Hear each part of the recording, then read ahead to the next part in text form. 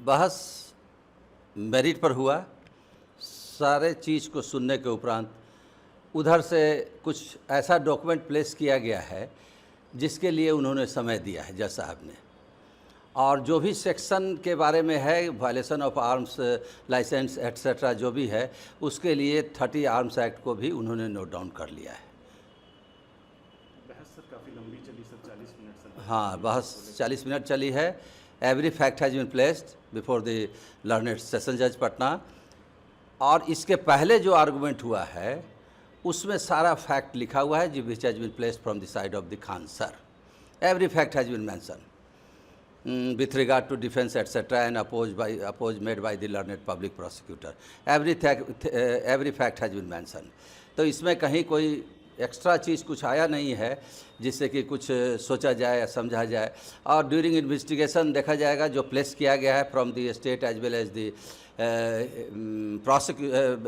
Aggrieved, उसमें उन्होंने investigation की बात कही है जिसमें ये आया है कि उन लोगों का लाइसेंस वैलिड है।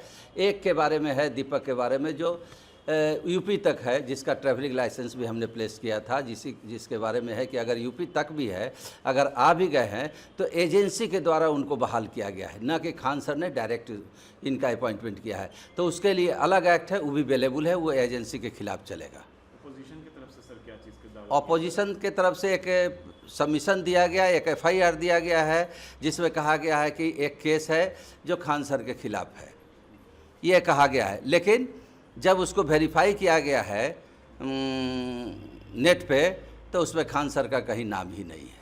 कल सर क्या होगी सर? कल क्या बहस होनी है सर? कल फाइनल बहस हो जाएगा, उसी का जवाब दिया जाएगा। जो उन्होंने फॉल्स सबमिशन किया है कि खान सर पर एक और केस है जिसको कंसील किया गया है, absolutely false statement made before the court only for getting time. तो कल उम्मीद है सर बेल को लेकर के कि बेल मिल सकती है? अब मिल सकती है कि नहीं मिल सकती है, वकील तो बता ही नहीं सकते हैं।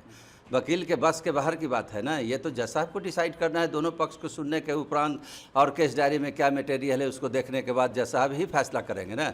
वकील साहब को क्या जानकारी है कि क्या जज साहब करेंगे नहीं करेंगे, लेकिन अकॉर्डिंग टू लॉ है जो उसी पर जज साहब डिसाइड करते हैं। अदर केसेज में, इसमें भी हमको उम्मीद है कि उसी जो इन्वेस्टिगेशन में आया है उसी पर ही डिसाइड होना है।